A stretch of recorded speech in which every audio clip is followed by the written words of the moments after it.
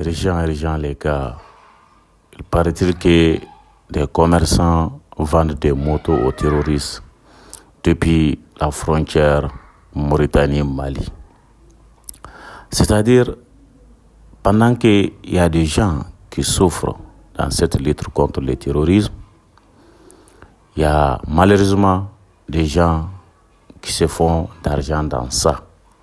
Pendant que nos parents, nos frères et nos sœurs tombent dans les villages reculés du Mali, pendant que des familles entières vivent dans la peur permanente, certains individus animés uniquement par l'appât du gain choisissent de renforcer l'ennemi de la nation.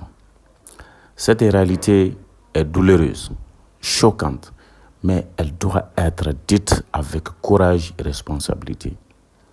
Aujourd'hui, le Mali est en guerre, une guerre complexe, asymétrique, où l'ennemi ne se présente pas toujours avec un uniforme, mais se cache parfois derrière des activités commerciales, des circuits économiques illégaux et des complicités locales.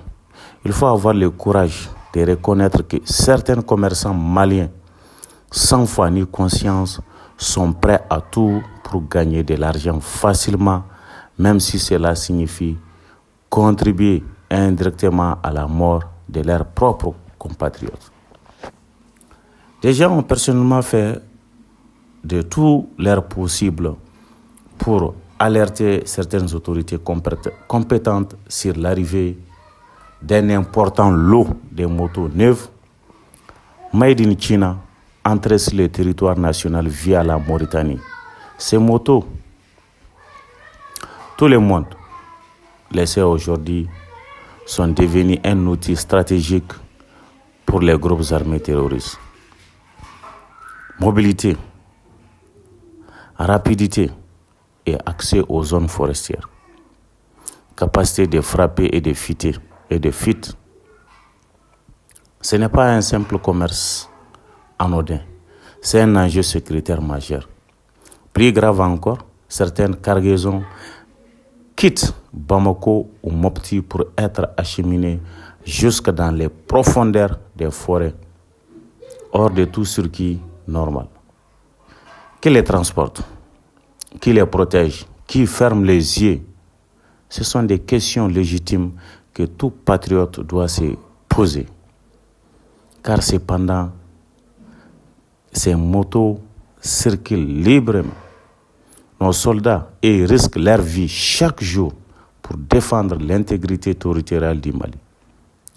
La situation est grave, très grave même, mais elle n'est pas irréversible. La transition malienne, sous la conduite des autorités actuelles, a fait le choix courageux de rompre avec l'hypocrisie, la dépendance et la soumission. Elle a fait le choix de la souveraineté, de la dignité et la reconquête du territoire national. Les forces armées maliennes se battent avec honneur, détermination et sacrifice. Elles méritent notre soutien total, sincère et actif. Soutenir les femmes ne se limite pas aux discours ou aux publications sur les réseaux sociaux. Soutenir les femmes, c'est aussi dénoncer, signaler, informer. C'est transmettre des renseignements crédibles et utiles aux autorités.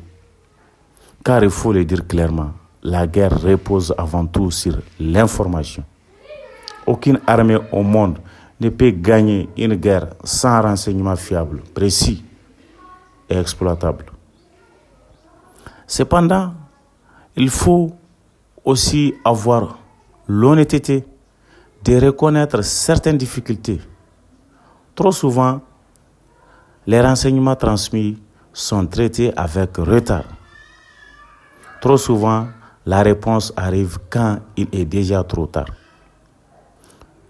Vise et sera exploité. Voilà une phrase que beaucoup de citoyens ont déjà attendue, mais dont les conséquences concrètes tardent parfois à se manifester.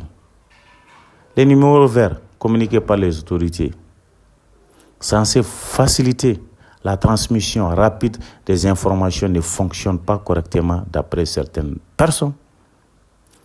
Chacun peut essayer de l'appeler pour s'en rendre compte. Cette situation doit être corrigée urgemment car chaque minute perdue peut coûter des vies humaines, civiles ou militaires. Par exemple, des informations précises concernant des attaques de nos citernes, des informations transmises à temps, mais qui malheureusement n'ont pas été exploitées avec la célérité nécessaire. La célérité nécessaire, je vais dire, pardon. Ce genre de situation ne doit plus se reproduire. Dès qu'une information est donnée, il faut agir vite, vérifier immédiatement et intervenir sans délai. Aujourd'hui, des zones entières de notre pays sont sous pression. Caille, Dioïla et leurs environs sont infiltrés depuis plusieurs mois. Nangola, Beleko, Banko, Magui, Guébé. Ces localités ne doivent pas être abandonnées. Le territoire est vaste, l'ennemi mobile et opportuniste. L'État ne peut pas être partout en même temps. Et c'est une réalité que nous devons affronter avec lucidité. C'est pourquoi la mise en place d'un recrutement patriotique ou la création des volontaires pour la défense de la patrie, les VDP, au niveau des villages devient une nécessité absolue. Il ne s'agit pas de militariser les populations, mais de leur donner les moyens de se protéger, de surveiller leurs environnements et de collaborer efficacement avec les forces armées maliennes. Les populations rurales sont les premières victimes de cette guerre. Elles sont aussi les premières sources d'informations. Les ignorer ou tarder à les organiser, c'est offrir un avantage stratégique à l'ennemi. Les autorités de la transition doivent être soutenues dans cette démarche car elles ont montré leur volonté de changer les choses. Malgré les pressions internes et externes, nous avons confiance en notre armée. Nous avons confiance en nos autorités. Mais la confiance doit s'accompagner d'actions rapides, concrètes et adaptées à la réalité du terrain. Les villages reculés ne peuvent plus attendre. Chaque jour, des retards renforcent l'ennemi et fragilisent la nation. Le Mali est à un tournant décisif de son histoire.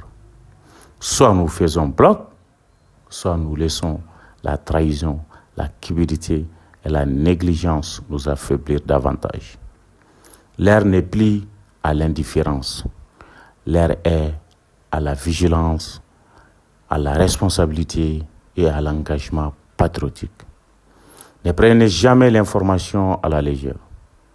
Un simple signalement peut sauver des vies.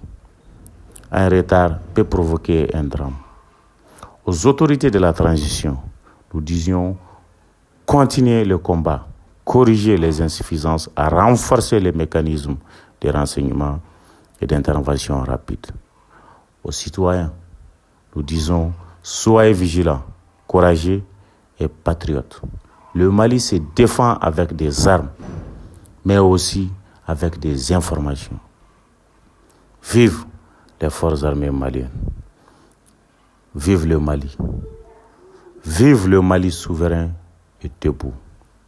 Sur ce, chers amis, je vous dis à tout moment pour une prochaine vidéo sur votre chaîne Maham 6 TV. N'oubliez pas surtout de vous abonner à la chaîne, de la liker et de partager l'information